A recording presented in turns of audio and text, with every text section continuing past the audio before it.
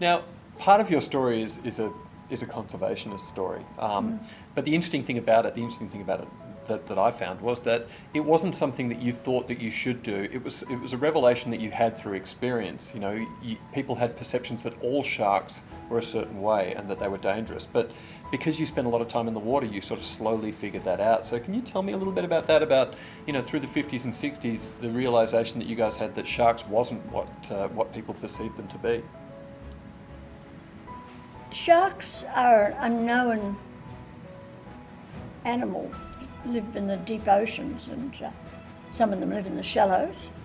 But the dangerous ones, of which there are only about half a dozen, by that I mean dangerous to humans, seem to have captured the imagination of people.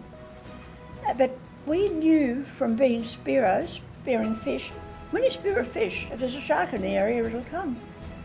It doesn't happen like that nowadays because so many sharks are being killed off, but once upon a time it was very common.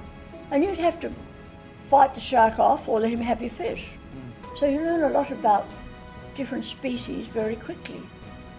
And you know there are some sharks, and by the way they come in, give them the fish and run, and others you can push them away and whack them over the head and keep your fish.